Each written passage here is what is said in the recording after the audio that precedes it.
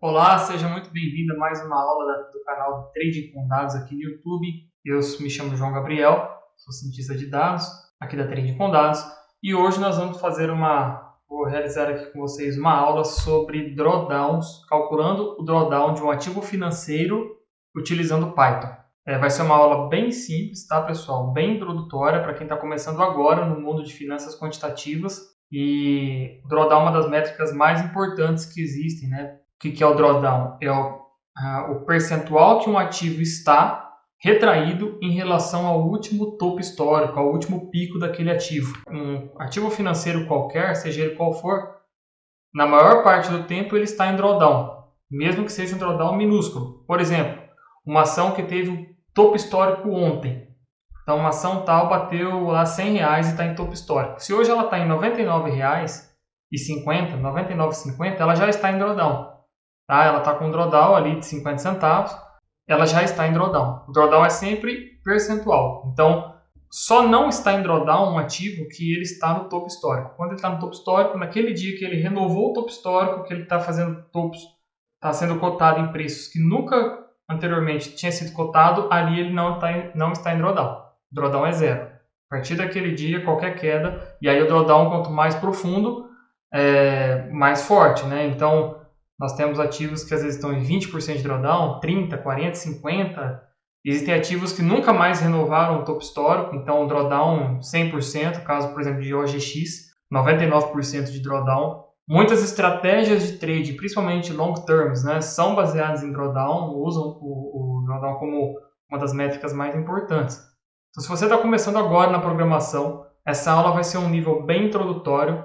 Você, com pouco que você consegue ali já manipular com o Python, você já vai conseguir essa métrica, um gráfico do drawdown. E aqui eu já trouxe para vocês na tela o que seria o resultado final que nós vamos chegar. Tá? Esse aqui é um gráfico do drawdown de um ativo financeiro, no caso YouTube 4. Percebam que o topo, a parte superior, é zero.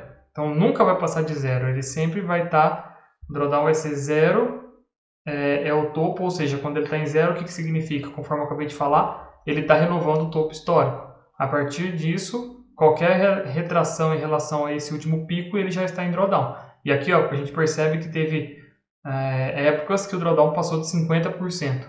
Então, se o ativo estava em 40%, hoje ele está em 20%. Tá bom? Então, como que a gente faz para calcular, pessoal, um ativo financeiro, calcular o drawdown de ativo financeiro? Vamos lá. Vai ser uma aula bem hands-on, tá bom? Abre o seu Google Colab aí, vamos codando junto. Para quem não conhece, o Google Colab é uma ferramenta gratuita do Google para você fazer seus códigos em Python. Beleza? Tudo na nuvem, não precisa instalar nada, bem prático. Então aqui, primeiro passo, as bibliotecas necessárias. Quais são as bibliotecas que a gente precisa para fazer esse nosso código? A YFinance, Pandas e NumPy. Se você não trabalha com o Google Colab, não está familiarizado, por ele ser uma ideia na nuvem, todas as vezes nós precisamos instalar as bibliotecas, exceto algumas que já vêm pré-instaladas na base. Nesse caso, o YFinance nós precisamos instalar. Então vamos rodar aqui o código. Ele vai instalar nossa biblioteca aqui, YFinance, tá bom? Para quem não... E já recapitulando, né? Pip install e o nome da biblioteca, não tem segredo. Aqui ele instalou e agora nós vamos importar as bibliotecas. Vamos lá. Beleza, importamos nossas libs aqui que a gente precisa. Próximo passo, vamos obter os dados do ativo financeiro. Então aqui eu vou fazer esse exemplo com o YouTube, tá? Então a gente vai usar YF aqui, né, que é da YFinance, que tá abreviado aqui quando eu importo a biblioteca. Então aqui, ó, import YFinance as YF para facilitar. Então ponto download. E aí a gente coloca o nosso ticker, né, o ativo financeiro. No YFinance nós sempre precisamos colocar, no caso das ações brasileiras, .SA, tudo em maiúsculo, tá bom? Start period aqui, que é o início, eu estou pegando desde 1º de janeiro de 2000, e o gráfico diário. Esse interval, o one day aqui, nem precisaria, ele já vem como default, mas eu coloquei para ficar mais explícito. Você poderia colocar mensal, 60 minutos, 5 minutos, enfim. Esse vai ser o nosso data frame, tá bom? Ele já vem, quando já vem da YFinance, ele já vem no formato data frame.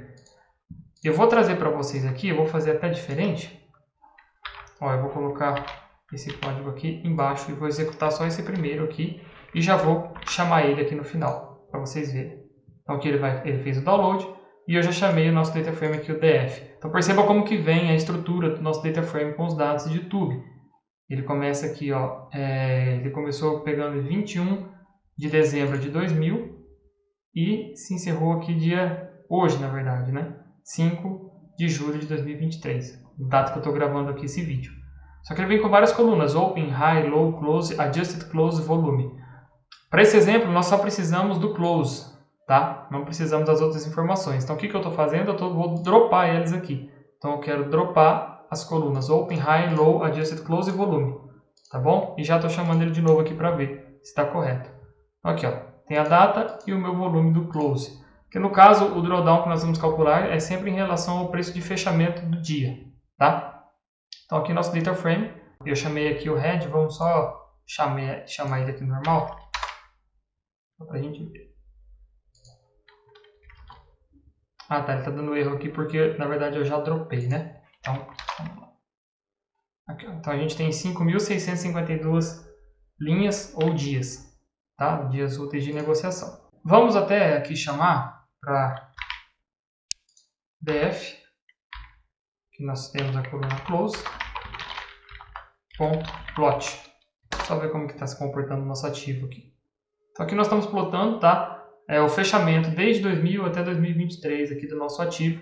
Lembrando que nós estamos utilizando a coluna close e não o adjusted close, tá? O adjusted close ele leva em consideração dividendos, juros sobre capital próprio, taxa de juros, enfim, várias outras informações. Nós queremos realmente as informações do preço. No caso que se a gente pegar o close em 2003, nós estamos vendo o valor que realmente foi cotado lá em 2003. Então existe um debate muito grande qual melhor usar na questão de backtests, se é o close, o adjusted close. O fato é que se a gente usasse o adjusted close, aqui nesse caso, o drawdown que a gente vai estar vendo não é o mesmo percentual de quem estaria vendo no dia. Então eu estou fazendo dessa forma, mas daí é um debate, a gente tem que conversar horas sobre isso para ver se é melhor o close ou o adjusted. Tá? A maioria das vezes que eu vi esse cálculo é sempre sobre o fechamento normal. Beleza, pessoal? Então aqui nós temos o nosso primeiro passo, conseguimos nosso data frame com os dados de fechamento diário aqui de YouTube 4, desde 2000 até 5 de julho de 2023. E aqui está o plot. Agora vamos para o drawdown. Tá? Nós vamos criar uma coluna chamada peak, que eu coloquei em inglês, mas significa pico. E nós vamos utilizar um método do próprio Pandas, que é esse CANMAX. Então a gente está passando a coluna close para ele calcular esse CANMAX do close e jogar os valores na coluna pico. Vamos ver o que vai acontecer? Ó, o que significa isso daqui? Eu vou até colocar um head aqui 30 maior. Então, olha só, pessoal. O que é essa coluna pico? Essa coluna pico ele vai mostrar para nós qual que foi o maior valor atingido daquela cotação, daquele ativo, perdão, até o dia em questão que nós estamos olhando. Então, olha só. O primeiro dia que nós temos aqui, 2,96. Então, esse aqui, lógico, por ser o único valor, é o maior. Próximo dia, a cotação foi 2,83. Então, é menor. Então, ele não renovou o pico. Então, aqui, o pico, qual que é o maior valor que já atingiu até essa data? É esse valor aqui. Ó, e assim continua até o valor ter sido superado, que é nesse caso aqui. Então, agora o pico já é 306 e vai ficar sendo 306 até a renovação que foi aqui, 307. Perceba que tem dias, ó, a renovação, dias consecutivos. Então, o pico vai se renovando, tá? Eu vou até chamar o plot aqui, ó. Aqui eu estou chamando o plot da coluna pico e da coluna close, para vocês entenderem melhor. Olha só. Então, aqui em laranja nós temos o close e em azul o pico. Deu para entender? Então, o pico ele nunca vai diminuir. Ele sempre vai aumentar ou se manter.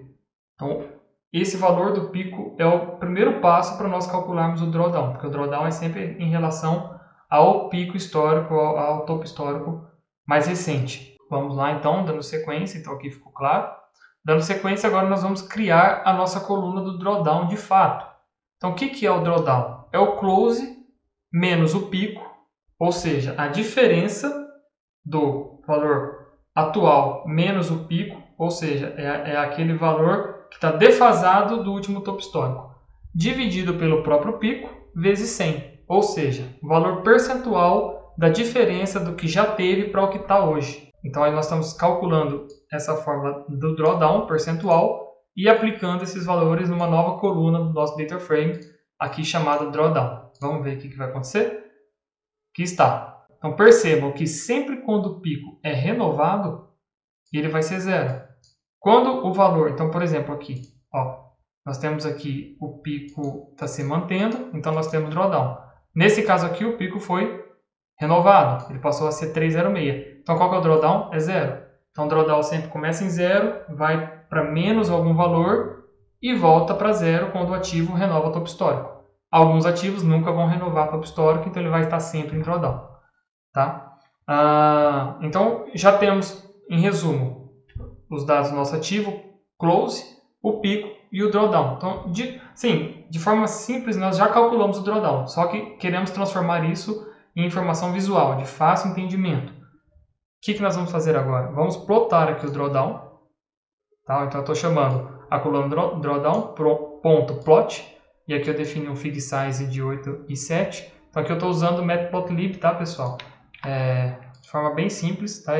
Teria como plotar com Seaborn, com Plotly, mas como o intuito é ser uma aula simples, eu estou plotando com a matplotlib. Aqui está. Chegamos no nosso gráfico que eu apresentei no começo da aula para vocês. Olha que sensacional. Com quantas linhas de código aqui? Acho que menos de 10 linhas de código em menos de 2, 3 minutos, nós conseguimos, através da programação, ter nosso gráfico de drawdown de um ativo desde 2000. Olha que sensacional. Percebam que quanto isso abre de possibilidade de criação de estratégias, por exemplo, automatizadas. Poderia fazer um estudo que calcula qual que é a média ou a mediana do drawdown de um ativo ao longo do tempo, e esse valor ir se atualizando, né, para a gente não ter o viés de olhar look ahead bias, que é olhar o futuro e calcular no passado, mas a gente poderia criar uma estrutura que analisaria quais que são os drawdowns, e essa estrutura vai se repetindo todos os dias para chegar a um valor médio de drawdown ou mediano, dependendo dos outliers que nós tivemos ali, e calcular que, por exemplo, Itaú tem um drawdown mediano de 30%. Sempre quando ele bate 30%, é alta a probabilidade dele renovar pico, e aí a gente pode também calcular quantos por cento acima do último topo ele costuma, geralmente, atingir. Então perceba que só com isso aqui nós já conseguiríamos bolar assim, diversas estratégias e backtestá-las, né? Não adianta só bolar, a gente teria que backtestar e passar por diversos testes para ver se seria realmente lucrativo ou não. Mas a gente não para por aqui, pessoal. Agora nós chegamos ao nosso objetivo principal, que era calcular o drawdown. Mas, e se eu quisesse saber qual que foi o dia que esse ativo teve? Qual que foi o dia? Não. Também, mas antes, um passo atrás. Qual que foi, em percentual, o pior drawdown? O que é o valor mínimo que esse ativo já chegou percentualmente? Então, o que a gente pode fazer? Bem simples. Pandas puro aqui. Drawdown.min. Por que min? Porque o drawdown é sempre abaixo de zero, né? Então, a gente pode rodar aqui, ó. Nós vamos descobrir que o ativo Itube 4, desde 2000, o pior drawdown que ele já teve foi de 57,10%. E vamos descobrir qual que foi o dia? Então, aqui eu estou usando um filtro, tá? E aplicando para descobrir qual. Ele vai gerar um data frame com as linhas onde a coluna drawdown seja exatamente esse valor. Ou seja, eu quero descobrir qual o dia que isso aconteceu. Vamos rodar aqui. E olha que surpresa. Descobrimos que em 2 dias teve a mesma cotação com o mesmo drawdown. Ou seja, foi um fundo duplo. A cotação, o fechamento do dia foi no mesmo valor. Um fundo duplo perfeito, olhando o close, né? Poderia ser olhando a mínima, mas olhando o close é um fundo duplo perfeito. E isso ocorreu no dia 24 de outubro de 2008 e no dia 27 de outubro de 2008. Ou seja, ali no olho do furacão da crise de 2008, a crise do subprime. Então, olha que interessante, pessoal. Assim, de forma muito fácil, nós conseguimos todas essas informações aqui com pouco código. Então, se você tem interesse de aprender mais, se você gosta de finanças quantitativas, procura aprender isso para se candidatar para uma vaga dentro do mercado financeiro, trabalhando como analista, como cientista de dados. Então eu te convido a nos seguir nas nossas redes sociais, no Instagram, @TradeComDados, aqui no nosso canal do YouTube. E te convido a conhecer o nosso curso chamado PMF, que é o Python para o Mercado Financeiro, agora na versão 2.0. Mais de 150 horas, 15 módulos, para você sair do zero até ser um expert em finanças quantitativas com Python, tá bom? Nós abordamos análise técnica, análise fundamentalista, módulo de cálculo, módulo de quant, propriamente dito. Tá? Então, muita coisa interessante, te convido, nos siga lá e conheça sobre o PMF. Tá bom? Qualquer dúvida sobre essa aula, deixa aqui nos comentários. Pode mandar no direct do nosso Instagram e vai ser uma honra responder para vocês. Tá bom, pessoal? Forte abraço e até a próxima.